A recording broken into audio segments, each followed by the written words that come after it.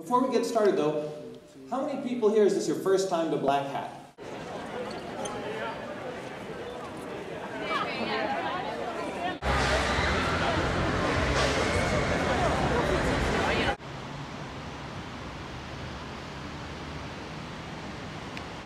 Ask questions. If you don't know the answer to something, just say you don't know the answer. The speaker saying something you don't agree with, raise your hand and ask the question.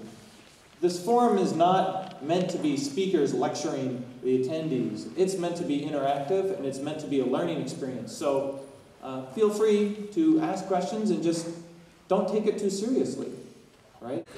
So here we are at Black Hat in Amsterdam. The eagle-eyed amongst you will be aware it's our second visit to a Black Hat event this year. Actually, only a couple of months ago we were in Las Vegas. Not so sunny here in rainy Amsterdam, but the second conference we've been to in just over a week. And going very well so far. It's the first time I've actually been to this conference. Obviously, it's actually its 14th year. They're in a brand new venue called the Rye, and it's got a good buzz here. Very European style show. You know, people from all over the continent and sort of speakers from around the world. We've seen some British speakers as well. I've got a keynote this morning from Andy Shimi on reading that story of Horse Security Guru, and we're just going to look around and see what's going on there. So I'm now here with Jeff Moss. Jeff is the founder of Black Hat at the 14th European Black Hat. Yes. New venue. How's the day gone so far? Yeah, so fantastic day so far. This is our largest conference ever in Europe. And while we had to move locations from our beloved hotel in the middle of Amsterdam out further into the suburbs, we were a victim of our own success. It's just the desire for security information and training is so great. And every year it's been getting bigger that we had to find a bigger venue. Are you finding there's more of a demand for security in Europe now? I mean, there's obviously always been a demand. Yeah. We're seeing more conversations now about building more of a European framework for security. Are you seeing that? Yeah, so I think that Europe has always been really close with the United States. And it's a level of maturity and security awareness and training. And so if you look at what the best markets are, it's the US and Europe. And training has been one of the biggest growth areas. And I think that's because people want to get certified, people want to get trained, and they'll do it on their own time and their own money, even if a company won't send them. And that's different than in other parts of the world. Okay. And just one more question. What do you think Black Hat's offering to the conference circuit globally that it feels that you can still deliver? Yeah, so I think Black Hat has a couple unique propositions. One is we're one of the largest, one of the oldest. We can give speakers a thorough review. So a lot of speakers like submitting to Black Hat because the review board will give them honest feedback. So even if you're rejected as a speaker at Black Hat, you learn a lot about the process.